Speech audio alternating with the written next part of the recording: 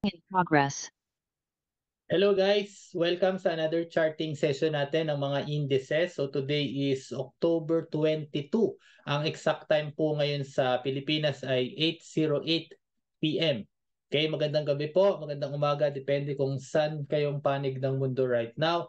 I'm Hector Henil, aka The Garbager Trader, and we will be talking about kung ano yung mga markets na tinitrade ko. So sa umaga, Pilipinas po na oras, mag-start tayo kay Nikkei.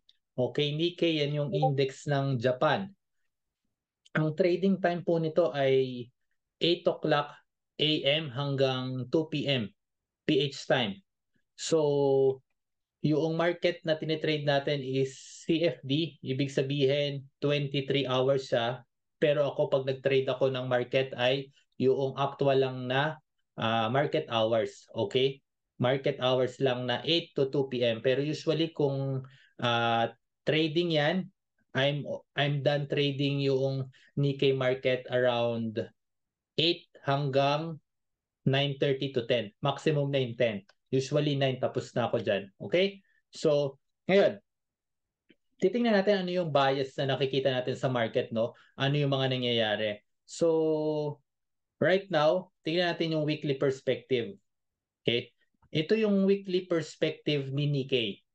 So, take note na year to date, ibig sabihin beginning ng January, ito yon, tong area na to, this is December, last week ng December, hanggang sa current date, 20% up si Nikkei.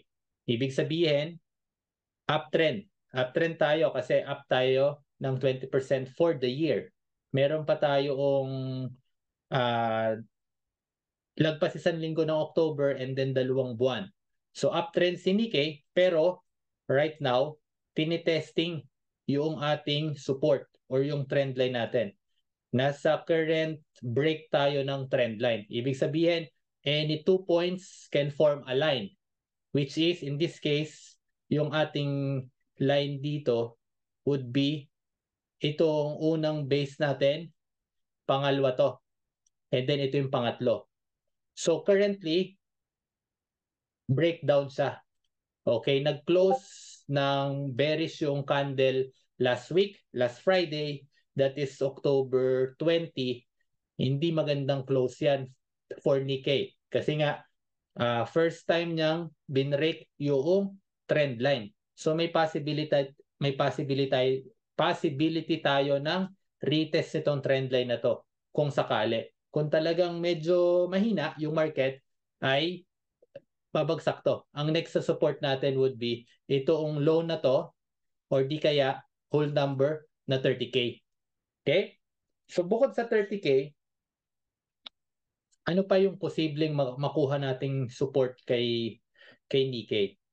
Okay, so take note na wala akong ginagamit na indicator. Ngayon mag-open tayo ng indicator and yun yung tinatawag nating Fibonacci. Okay, Fibonacci. So wait lang okay, Fibonacci. So current base, ito yung pinaka-low. Kukunin ko lang yan. Yan. So meron pala tayong support sa ito nga, nasa current support tayo, 30,800 na level. Okay, yan yung long-term point of view. Okay? So, gusto ko as always yung chart ko ay clean. Ibig sabihin, ayaw ko na masyadong linya dyan. Kung papansin niyo hindi tayo gumagamit ng moving averages. So, gusto ko as much as possible, price action lang yung basis natin. So, dahil dyan, onting lines lang yung gusto kong makita. So, assuming na weekly point of view to, ay meron tayong retest, di ba? Area ng 31,500. Weekly yung tinitingnan natin. Meron tayong possible retest din ng support which is yung pinaka-low nito ay 30,264. Pag pinuntahan niya yan, that's around 700 points na movement na posibleng mangyari next week. Posible kasi nga nakita natin na ang hina ng market. Nag-break yung trend line, posibleng may continuation yan. Okay? Yan yung unang pupuntahan yan. So hindi ko pa pwedeng, pagka binreakdown tong 200 na level, ang low nito 264 eh. Pag gumawa ng panibagong low yan, Next na level natin, 30,000. Area na po yan ng 50 fib. Okay, 50% na fib. Which is, alam naman natin na whole number. So sa Fibonacci na aspect sa weekly chart, pwede natin tanggalin. Kasi nga, meron naman tayong whole number na 30,000 na alam natin na malakas na support. Okay, malakas na support yan. Ngayon, isa-isahin natin sa daily chart. Ito ang itsura ng trend line sa daily chart. So alam nyo na ito yung beginning ng first quarter. So tignan natin ngayon kung paano tayo kikita dito. So, okay. Ang tinitignan kong range ngayon would be, meron akong box. Okay, yung low. Kaya wag to gamitin ko. Ito na lang.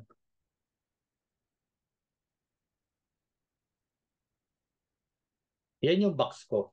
So, ibig sabihin, yan yung range ko. Okay? Yung sinabi kong retest sa weekly chart, ito po yon. Retest. So, around 400 points. Ano yung nire-retest niyan? Yung previous na pinanggalingan. Ito yung pinaka-previous yung pinanggalingan. Itong candle na to. Okay? So, pwede niyang i-retest hanggang sa area ng trend line. 400 to 500 points yan. Kung sakaling i-retest. Paano kung nagtuloy yung market gap down? Gap down. Okay, gap down. Ang next na support would be, so meron din ako support dito, no? Pwedeng support yan, pero yung mas solid na support would be yung pinaka-low nito. Okay, so malaki yung range ko dito. Okay, around 300 na downside at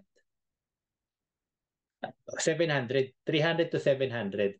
Samantalang yung pataas niyan would be around 400 to 500 points. Okay? So yan yung tinitignan natin na possible movement ni Nikkei. Okay, ngayon, ano yung iba pang mga posibleng galaw na pwedeng gawin yan? Okay? Yung previous swing natin is ito. Okay? So ano pa yung posible? So alam natin na 30,000 ay whole number. Yun yung pupuntahan kung sakaling i-breakdown to. So meron tayong tinatawag na ABCD pattern na kung saan pwede rin ganito pala itsura niyan. Okay? Kung talagang bearish yung market, ang next na possible projection niyan would be 29,000. Pero mangyayari lang yan kapag nag-breakdown ka na sa mga support na to. Which is hindi natin alam kung gaano kabilis or gaano katagal mapunta yan. Pero open tayo sa possibility na, okay, ito pala yung posibleng puntahan base sa ginawa nitong chart na to. Okay? Yung current swing na to, kinopya ko lang yan. So meron tayong possible projection. Again, scenario planning yan, but it doesn't mean na magsusort ako sa Monday para i-target itong swing na to. Hindi po. Okay? Dahil take note, kapag nag-trade ako ng isang market, especially kay Nikkei, happy na ako sa 120 to 200 points na movement kay Nikkei. Ang stop loss ko usually kay Nikkei, 50 to 60 points. Okay? 50 to 60 points. So mag-capture lang ako 100, 150, 200. Happy na ako. Okay? Bonus na lang kung sakaling masakyan ko yung malalaking swing na 300, 400 points, bonus na lang po yun. Take note na meron pa tayong ibang mga markets sa tinitrade. Okay? So yun yung simple na perspective kay Nikkei. Okay? Pero dun sa mga magtatanong, ganun lang ba kasimple? Yes, ganun lang kasimple. Pero ano pa yung posible nating mga angles na pwedeng tignan in terms of yung retracement? Ibig sabihin ng retracement from the peak tapos bounce. Okay, from the peak, bumagsak, tapos nag-bounce. So ano 'yun? Ano ibig sabihin ko? So take note, kunin natin tong swing na to. To. Maglagay tayo mag-drawing tayo. Itong movement na to. So kunin natin yung movement na yan, okay? So gusto kong makita saan ba siya nagre-react? So usually, yung kaninang pinlat ko, di ba? Ito regular to, no? Ano yung regular na support and resistance sa mga dinidiscuss natin? Meron tayo dito ang resistance, meron tayo ditong support. Ito. Yan, yung support na yan. Support and resistance yan. Okay? Meron tayo dito ang resistance, meron tayo dito ang support. Yung area na yan. Okay? Yan yung basic na support and resistance. Pero kung sa point of view ng Fibonacci, tingnan natin anong Fibonacci usually nagre-react si Nikkei. So delete natin yan. Kukuha lang ako ng isang swing.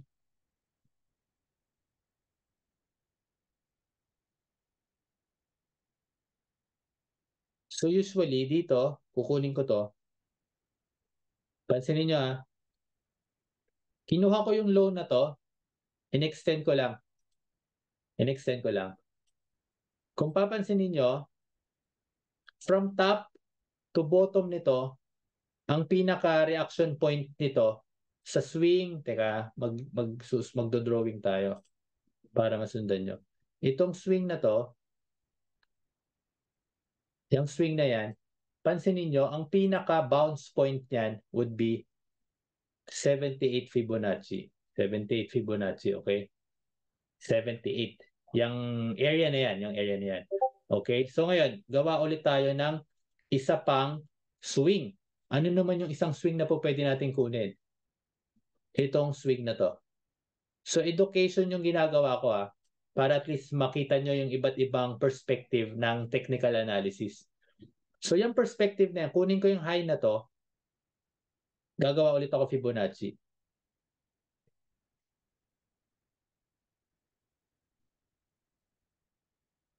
So kinuha ko yung swing. Yung swing na to. Itong nakabilog na yan. Pansinin nyo, okay, in this case, yung pinaka-top, yun yung naging bounce point niya. Okay, pero nagre-react talaga siya sa 78 din, dito sa area na to. I-highlight ko lang para at least makita natin yung mga possibility. Ito.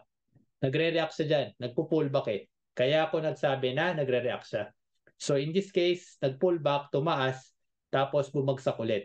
Okay? And then finally, yung isang swing natin,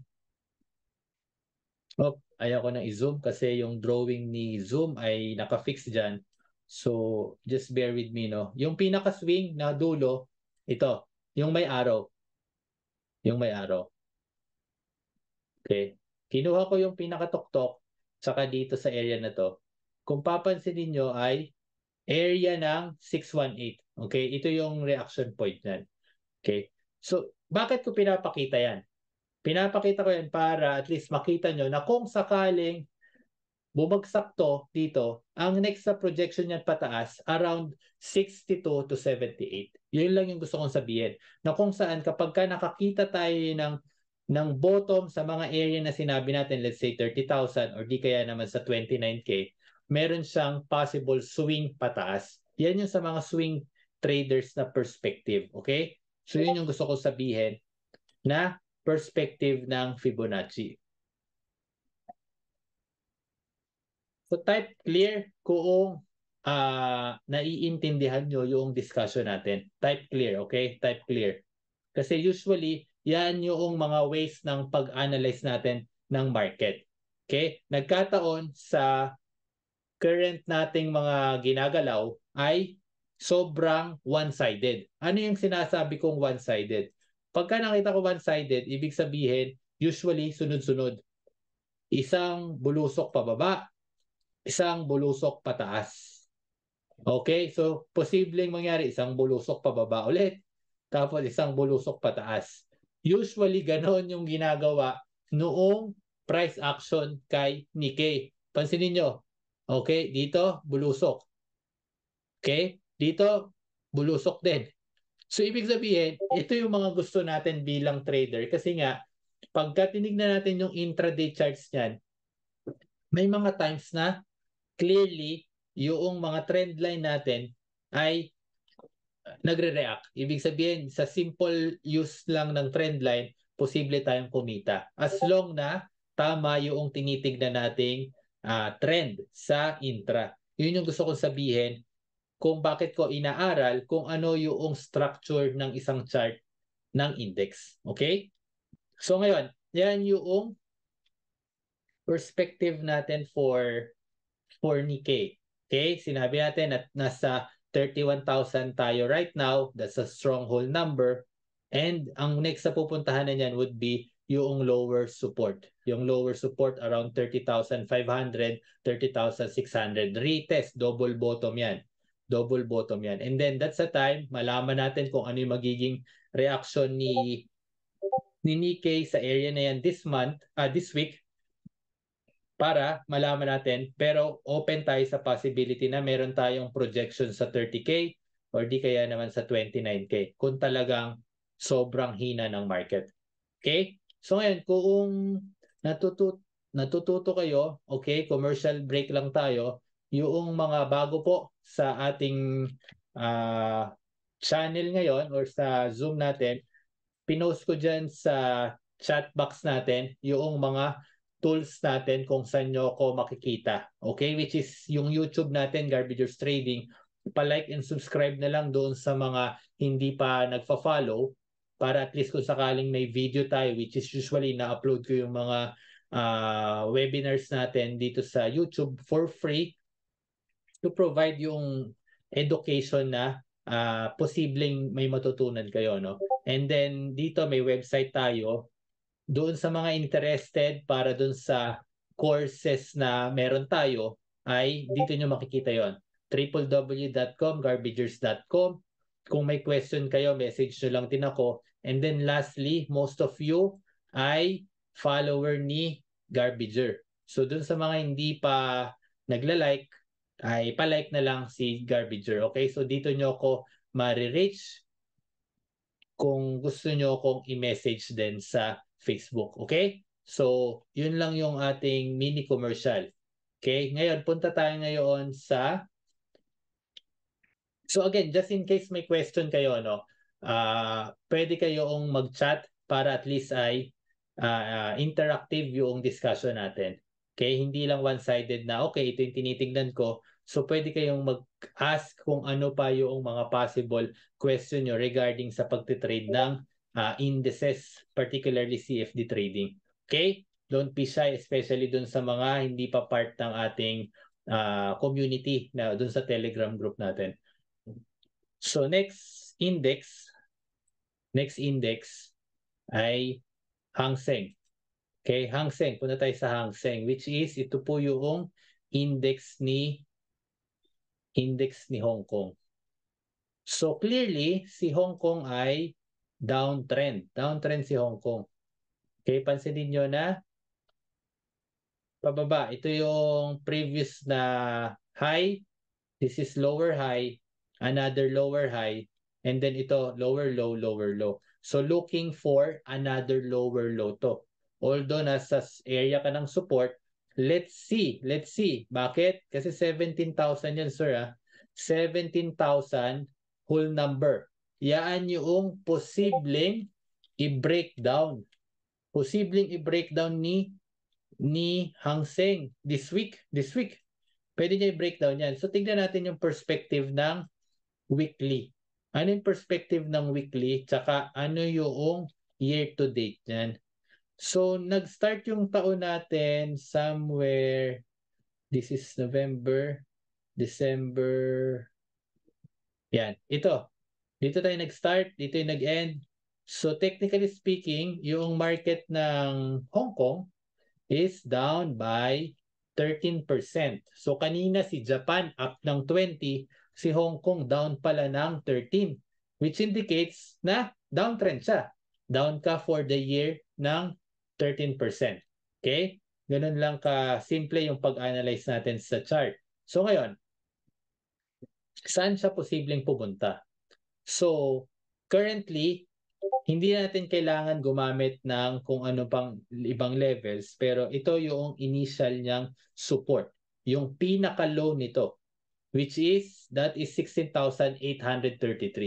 Yan yung initial niyang support kay Hang Seng. So, ibig sabihin, assuming kasi nga, bearish close to. Bearish close yung market. So, pansinin nyo, ilan yung mga bearish close natin na tumutuloy. So, ano yung mga bearish close? Let's say ito, kunwari ito bearish. Halimbawa ito bearish. Okay? Ganyan yung itsura ng candle. Bearish, pansinin nyo, may onting gap down. Okay? Bearish to, may onting retest sa pagbagsak, kumbaga pag-breakdown. Initially, may mga onting pag-breakdown. Bearish to, pansinin nyo, hindi naman siya gap down, gap up nga to eh. Pero ibig sabihin, meron siyang pagbulusok pababa. So this one is bearish. Let's say ito wala masyado. Pero ito, gap up na to. Okay, so wala tong reaction pababa, walang pagbuhos. Pero ito, meron din. Meron din pagbuhos pababa. Okay? So next, dito na tayo ngayon.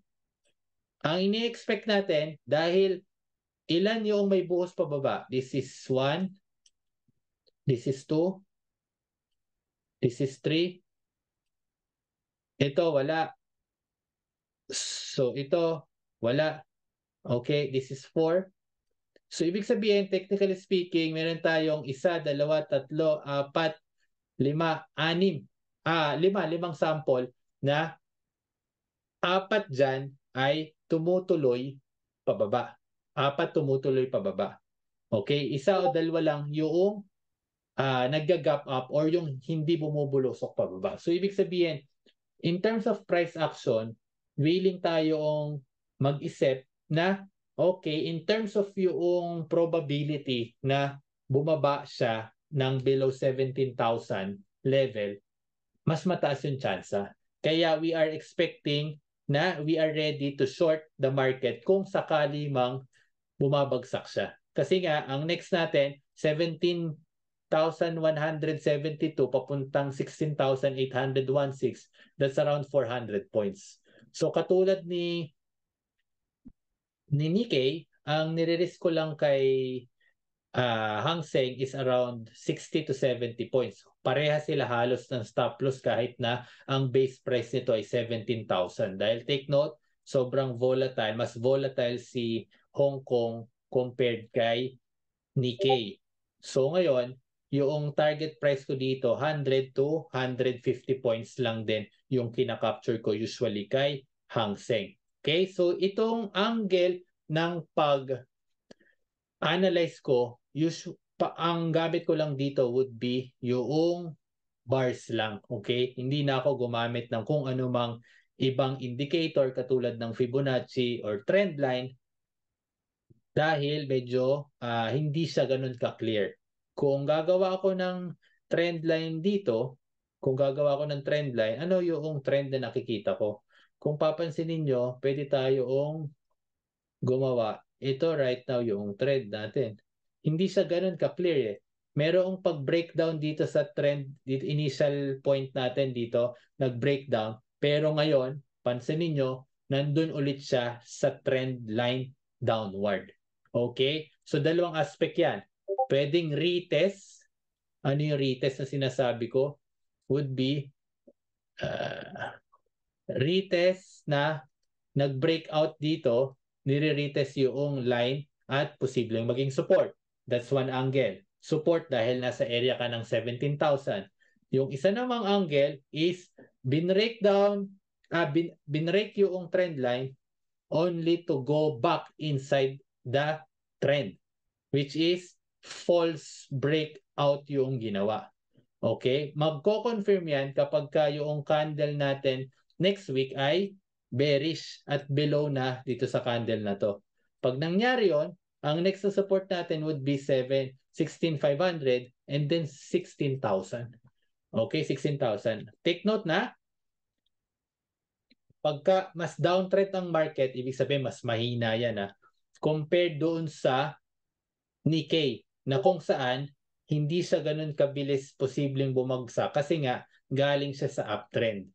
Okay? Maraming bumibili kung sakali. Pero dito, dahil downtrend naman talaga siya, so mas mabilis tong posibleng bumagsak. Ibig sabihin, mayroong possibility ng momentum. Okay? May possibility ng momentum sa Nikkei at Hang Seng. Okay, kung papansinin niyo, this is a double bottom.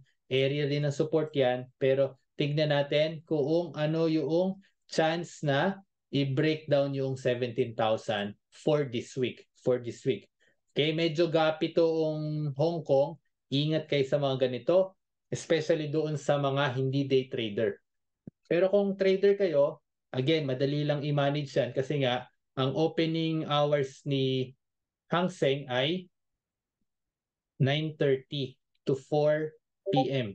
PH time. May break time lang to ng, ang break time natin kay Hang Seng is 12 to 1 p.m. Okay? PH time. Okay, so yun yung bias natin. Again, double bottom right now. Possible bounce din to. Okay, so usually, titignan ko yan intraday. Titignan ko. Ito yung mga titignan ko come Monday. Titignan ko yung area ng reaction ng price sa 17K. That's number one. Kapag ka nakakita ko ng bullishness sa mga indices, ibig sabihin, gap up si Nikkei, positive si Dow Jones, positive si DAX. Pag nakita ko na yung sentiment ng market is maganda, sa morning, I will be buying the bounce. Dahil 17,000 area yan, again, double bottom. Double bottom. Ano yung double bottom? Dun sa mga bago, simple lang po yan. Pagka pumunta sa isang support, usually, yung unang touch niyan ay magsusupport. Usually, unless may momentum pababa.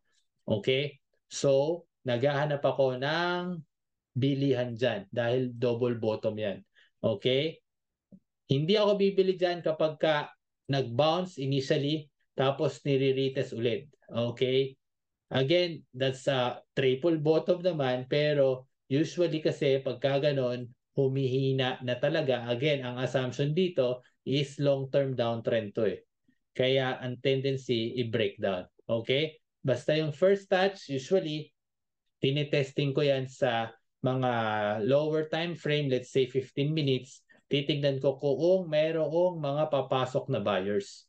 Kung wala namang mga buyers dyan, then we can proceed doon sa plano natin na mahina yung market, ang next na target natin is 16,800. Okay? Ganun ko siya i-play out. Pag wala akong nakitang strength sa intraday, pag open ng market sa morning, I'll be shorting the market sa area ng 17,100, 17,000 para ang next sa target ko would be 16,800 or even 900. Take note, happy na tayo kumapture dito ng 100 points kay Hang Seng. Okay? Risk tayo ng let's say 50 to 60 points to target 100 to 120. That's around 1.5 na TP, 1.5 R. Happy na tayo doon. Okay? This is for Hang Seng.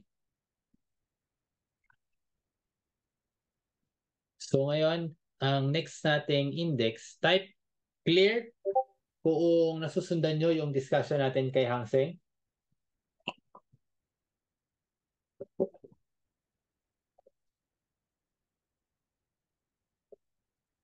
Okay, thank you Sir Erwin. Dun sa iba, meron pa ba akong ibang kausap aside from Boss Erwin? Nandyan pa ba kayo? Okay, thank you Sir Abraham. So again, you can ask question kung sakaling meron kayong mga tanong. Okay? Dahil mabilis ko lang di-discuss yung nakikita natin sa chart. Okay? Para at least ay makapag-prepare din kayo and makapahinga din kayo para sa pagtitrade natin for tomorrow. Okay? Next natin would be yung index ni Germany. Punta tayo. Tapos na tayo kay... So first, indices natin sa umaga.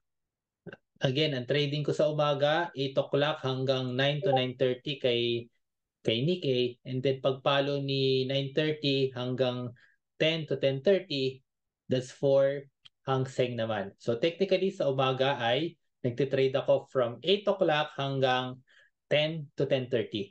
Okay, usually yan. Pagka talagang sobrang volatile ng market hanggang 12. Hanggang 12. Okay? Pero usually, first hour to 2 hours ng opening ng market, I'm done trading dun sa market na tinitrade ko. Okay? Next, punta tayo ngayon kay DAX. DAX, Germany.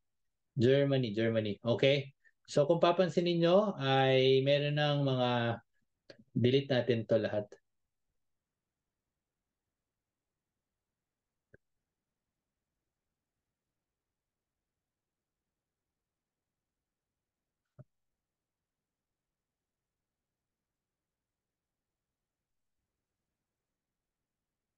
Wait lang, hindi ko makita yung delete. Okay, ito. Ayaw magpatanggal ng ano. Anyway, sige. So ito yung existing nating chart.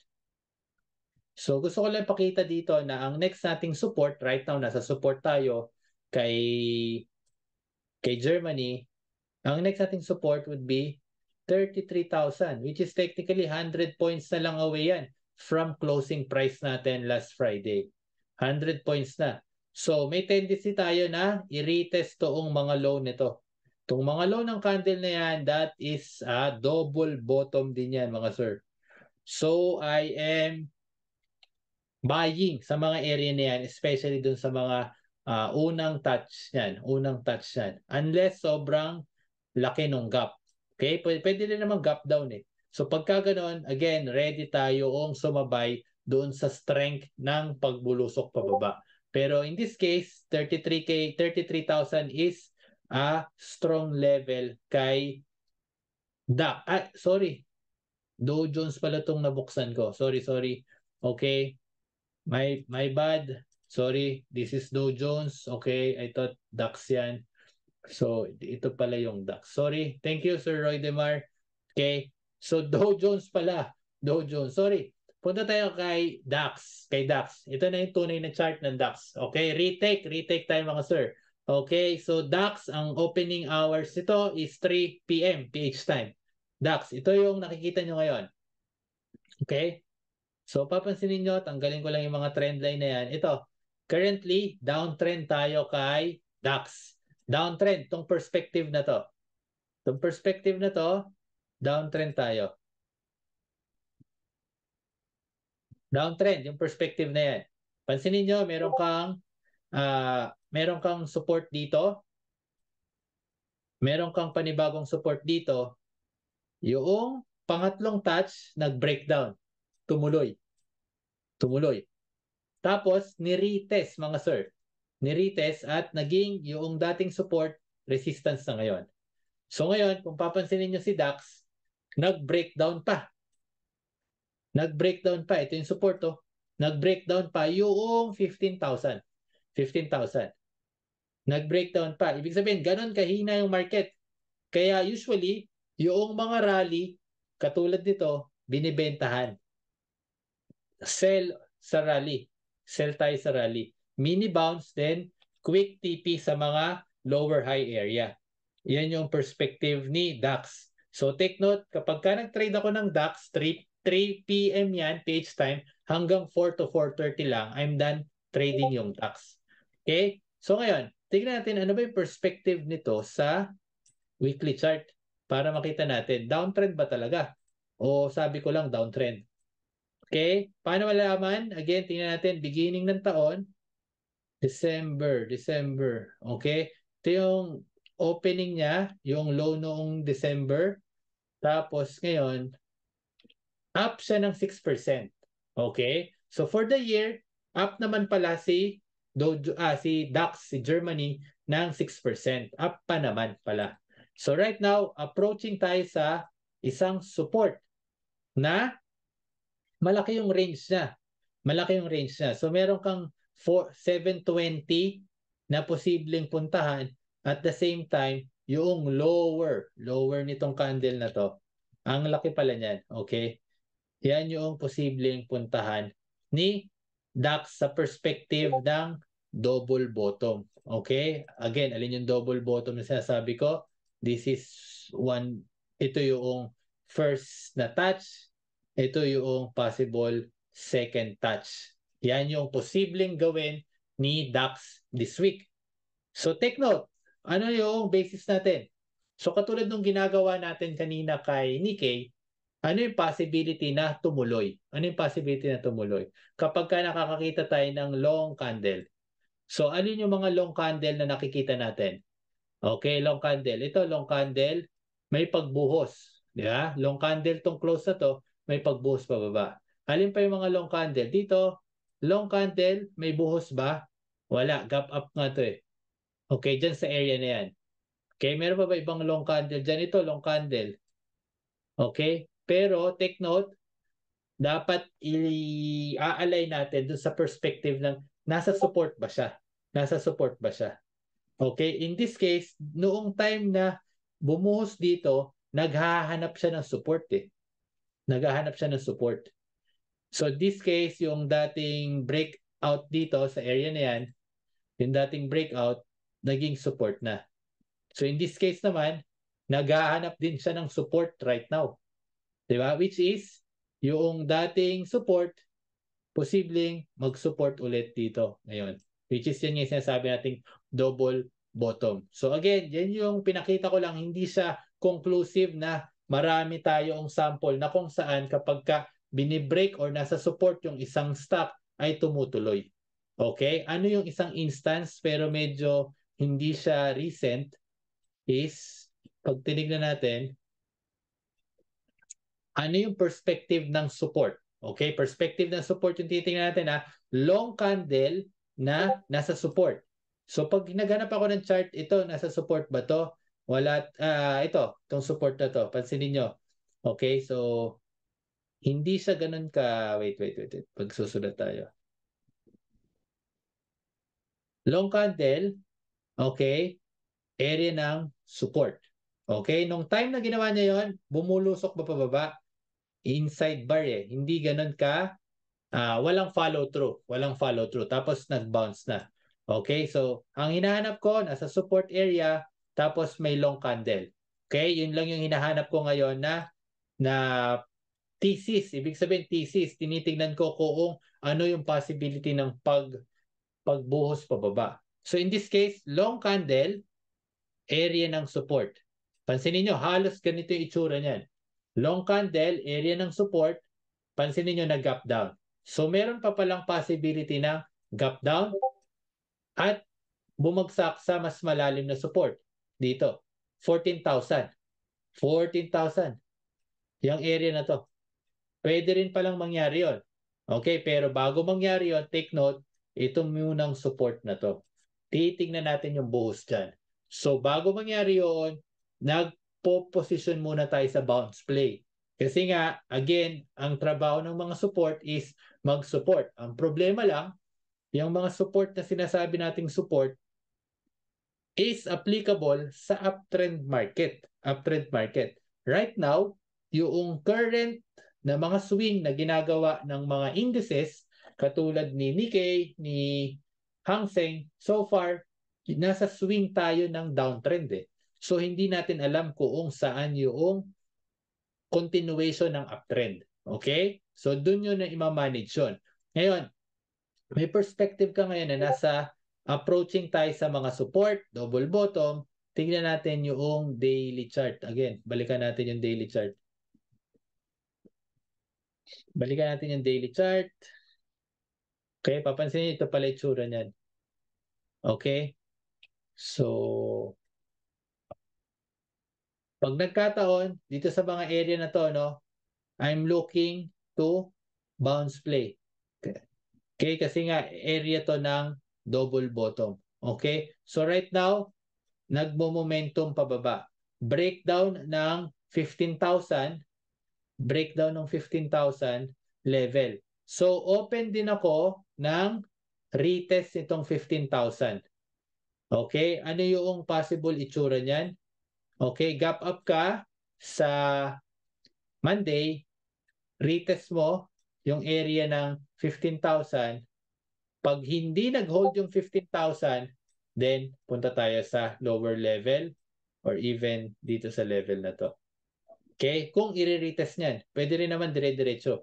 Walang problema. Pag ni-retest niya yung 15,000, ibig sabihin meron tayong tinatawag na gap fill. Usually kapag ka nag-gap, ay nafe-fill. Ilang percent yon? For DAX, it's around 48 to 50% ng mga gap. Okay, DAX ay nafe-fill. Okay, so 50-50 halos. Okay? So 15,000, pag hindi yan, pagka ni-retest yan this week sa 15,000, that's opportunity to short. Okay? Kasi nga, binibreak yung 15,000 na whole number and then ni-retest lang. Pag nag-confirm yan sa mga lower time frame, let's say 15 minutes, 1 hour, coupled by yung weak market. Hindi natin alam kung may continuation ng buhos pababa. Okay? So malalaman natin yan sa Monday. So basta willing tayo na meron tayong possibility ng retest ng 15,000, that's around 200 points sa close noong Friday, malaki yon. So kung kay Hang Seng tsaka kay Nikkei, happy na tayo kumapture ng 100, 150 to 200 points. Kay DAX, happy na ako kumapture ng 40 to 70 points. 40 to 70 points. Take note na, kalahati lang ni Nikkei tsaka ni Dow Jones yung base price ni Germany. Okay, kaya para kayo magkaroon ng perspective, pag nag-capture ako ng 40 to 70 points, ang stop loss ko dyan usually 30 to 40 points. Sometimes 25. 25 to 35 points. Yan yung initial stop loss ko kay DAX. Tapos I'm aiming for at least 1.5 to 2R. Kung may stop loss ako ng 30, ang 2R niya ay 60. 30, 2R, 60. Okay? Ang 1.5R niya ay 45. 45. So I'm happy to capture 45 to 70 points kapag nag-trade ako ng DAX. Okay, so ito lang yung current na linya ko kay DAX. Okay? So doon sa mga active sa Telegram natin, pag nakita nyo na okay, gap fill, observe tayo kung pupunta, mag-retest sa upper trend line, down trend na line, or di kaya naman yung whole number lang na 15,000, and then I'm looking to short sa area na yan, especially kung talagang mahina yung market. Okay? So inulit ko lang yon para kung sakaling mag-short ako dyan, then retest noong 800 level, 800 to 700 level, which is double bottom yan sa area na to. Posible naman din na may double bottom tayo dahil uptrend yung market up to ng 6% for the year. So technically sa perspective ng 1 year, uptrend siya. Nagkataon lang na, okay, posibleng double bottom, magko-confirm yan kapag inabove niya yung 15,000 in the next coming days. Inabove niya, okay, hover ka dyan, only to go higher sa initial trend dyan. So, pwede rin mangyari yon. Pero you need to break first this trend line. Itong trend line na to. Okay, kasi yan yung current na trend line ng downtrend. Okay, i-break mo muna yan. And matagal pa yan. Ilang araw pa yan. Okay, that's for Germany. Ang kapartner ni Germany ay si FTSE. Kapartner ni Germany si FTSE, which is UK 100. So ito, papansinin nyo yung unang tatlong indices na diniscuss natin, trending market, either trending up or trending down. In this case, ito ay range trade. Ito yung typical na range bound na market. Ang level lang, 7.2 hanggang 7.7. That's around 500 points na movement. Okay, in this case, nasa area tayo ng support. Area tayo ng support. Okay, area na support, area na support, area na support. Okay? So kapag ka nasa area ng support, ang ginagawa natin dyan, bye-bye. Ang problema, yung candle last Friday, sobrang bearish. So pwede palang dumiretso yan dito sa area ng 7.2. Nasa 7,380 tayo, below ng 400, additional 150 points more yon kung sakaling pumunta sa 250 na level na ng FTSE. Okay? So, pansinin nyo, momentum to 1, 2, 3. Tatlong mga long-bodied candles, maghahanap tayo ngayon ng kaparehas niyan. Ano yung kaparehas niyan historically na tatlong long candle para may possibility ng pag-bounce? So, ito long candle, long candle, long candle. So, yung ikaapat na candle pala, on Monday, posible pala siyang mag-support. Okay? So, meron tayong support dito. So, nag-support nga siya, pero hindi naman siya outrightly to the moon. Bumilang siya ng 1, 2, 3, 4. 4 na candles bago tumaas, bago siya talagang tumaas. So, in this case, nasa area ka ng support. So, kung uulitin natin itong ginawa nito, so technically, dapat mag-hover siya ng 1, 2, 3, 4 para ma-kopya niya itong movement na yan. Kung yun yung gagawin niya. Kasi nga, posible naman pala na on the fourth day, bumuhos pa pababa. Okay? So, yun yung isang theory na posible nating open tayo sa ganon. Okay? Open tayo sa ganon theory. Dahil nasa area siya ng support. Area siya ng support. Kaya, dun lang ako nagdo-dwell right now. Sa area ng support, 2 at 3, ito 1, 2, 3. Yung ika-4, saka nag-bounce. Dito, 1, 2, yung ikatlo, saka nag-bounce. Okay, so in this case, kahit na long-bodied yan, pero area siya ng support, so may possibility tayo na 1, 2. So by Tuesday or Wednesday, pwedeng mag-decide to kung tataas pa ulit siya. Retest ng 7,500. Ganun ko piniplay sa utak ko yung mga scenario na posibleng gagawin yan. Kung talagang mahina lahat ng markets, again, next na target natin, 7,250 na area. Yan yung next na mas malakas na support. So take note, kapag ka range-bound market, you buy sa support, you buy sa support, and then you sell sa mga resistance. Sell sa mga resistance kung sakaling tumaas yan. Ganun lang kasimple dahil wala tayong pinag-uusapang trend kay FTSE. Okay? So para magkaroon tayo ng perspective kay FTSE, ang nire-risk ko kay FTSE is only around 10 to 15 points.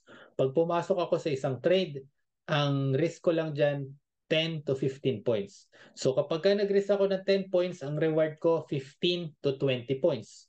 Kapag ka nag-risk ako ng 15 points, ang reward ko is around 25 to 30 points. So ganun ko siya pini-play out. Okay?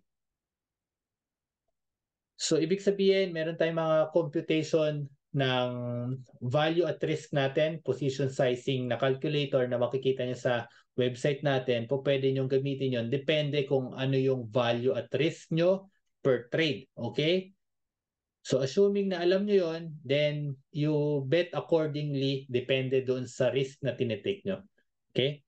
So range trade to. Range trade si FTSE. Next market, last 2 markets tayo, Dow Jones tsaka si Nasdaq. Okay? So nauna na to kanina, no? So uulitin ko lang ulit si Dow Jones. So si Dow Jones, point of view ng weekly, tingnan natin yung weekly point of view nito. Okay. Nag-start yung 2023. This is December. Okay, December dito. Wow! Dow Jones, nag-close yung taon ng 33,147. Ang current close nung Friday, 126. So technically speaking, we're flat for the year. Flat tayo for the year kay Dow Jones. Flat. Ibig sabihin pala, okay, wala tayong growth, wala ding decline. Okay? So ngayon, tanggalin ko na tong mga Fibonacci na yan. Ano yung candle na tinitignan natin sa weekly? So currently, engulfing tong candle na to, no? Engulfing yung candle na yan. Ibig sabihin ng engulfing na candle, is kinain mo yung last two weeks ago na candle, kinain mo ng buo yung range niya. Kaya engulfing tong candle natin last week engulfing. Suggesting na, okay, bearish yung market, bearish. Okay? So ngayon, nasan yung next na target natin? Bearish yan. Short tayo, ang next na posibleng support, 32,800. Yan yung next na support, may support dyan. Okay? Iti-testing niya yan. So, initially, yan lang muna ang tinitingnan ko. Dahil, right now, pagka tinignan natin yung daily chart, mapapansin nyo na meron ka ding whole number na 33,000. Okay? 33,000, whole number yan. That's another double bottom yan. So, kopyahin ko lang to. Wait. Lagay ko dyan. Technically speaking, this is a double bottom. Okay, double bottom yan. We are looking for a buy. Buy yan. Kasi double bottom eh. Okay? Especially na movement pababa. This is around 850 to 1,000 points na decline. So kay Dow Jones, kakapture ako ng 100 to 200 points. Happy na tayo dyan. Okay? Quick lang din na trading for bounce play trading yon. Okay? Bounce play yan.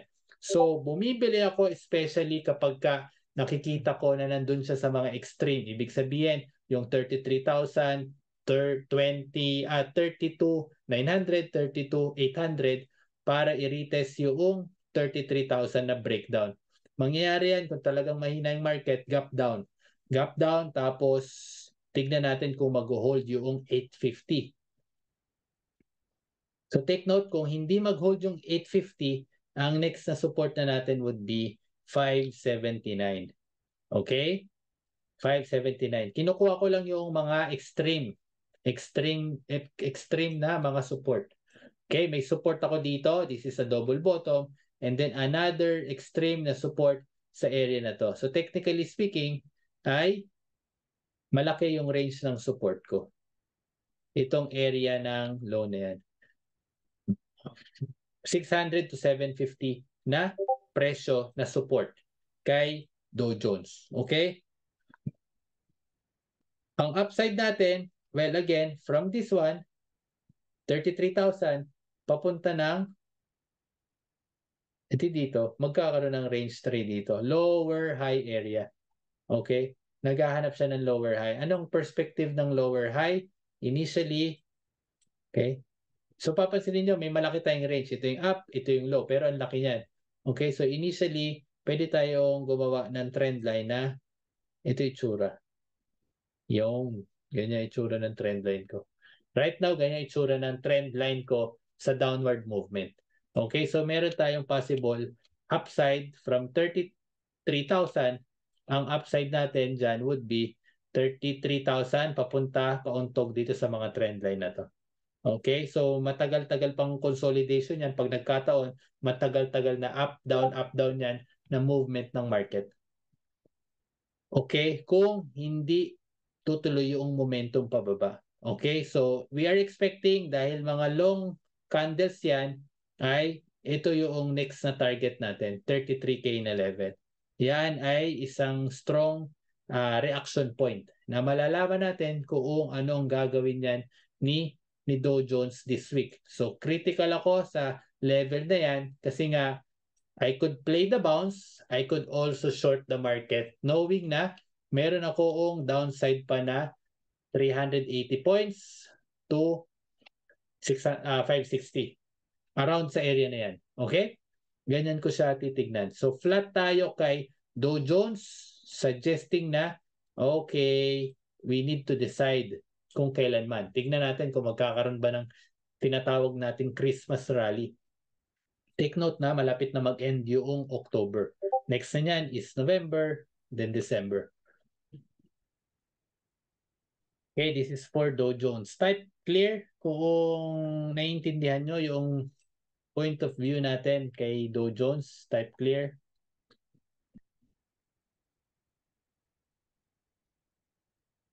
Testing mga sir, nandiyan pa ba kayo? Okay, thank you Sir Abraham. Thank you Boss Drew. Okay, then last index natin would be yung Nasdaq.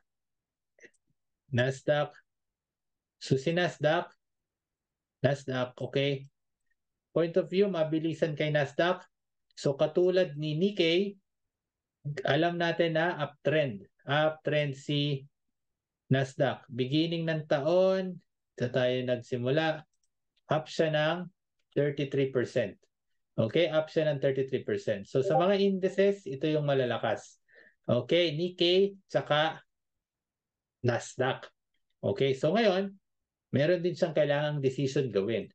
Katulad ni Nikkei, first time i-break yung trend line. Breakdown na naman yung trend line. Okay? Breakdown ng trend line plus meron tayong support right now. Nasa support siya sa area ng 14,500. This is a support. Ngayon, titingnan natin. Pagka ganyang binibreak yung trend line, ang next ko nang titignan dyan would be saan yan pupunta. Meron ako ditong 13.5. Okay? Yung dating breakout, magiging support na. Okay?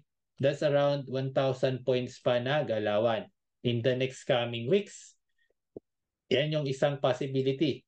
Okay? Sa point of view ni Fibonacci, again, kapag ka naghahanap ako ng kunin ko yung beginning noong swing, pagka nakita nyo, meron pa pala akong 14,000 na whole number na posibleng bagsakan ito sa mga susunod na linggo. Okay? Yan yung point of view ng Fibonacci. Okay?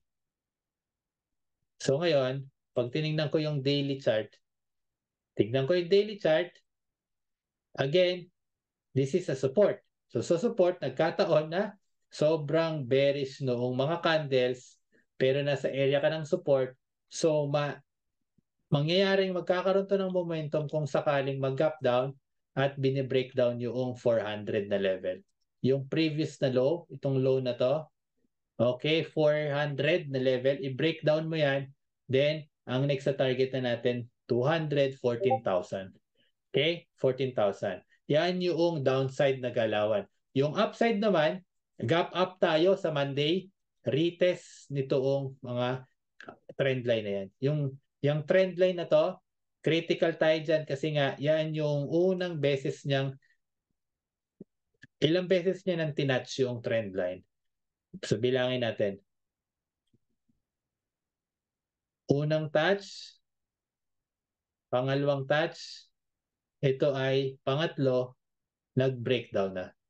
Okay? Nung ikatlong beses na tinatch, nag-breakdown na. So, tignan natin kung i-retest niya yung area ng 14,800 and then we could short sa area na yan.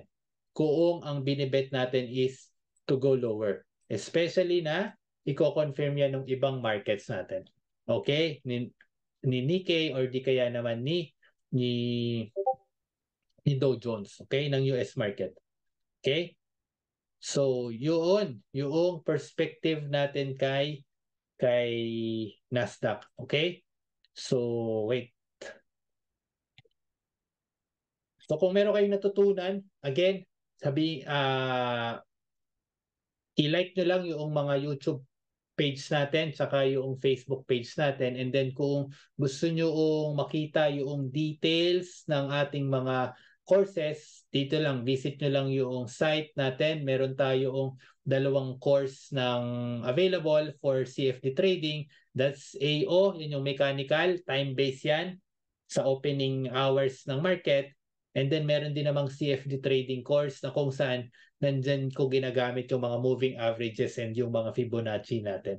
Okay? So, ngayon kung wala kayong question, I'll be stopping yung recording. Tapos, teka, thank you sa pakikinig, no? Stop ko lang recording.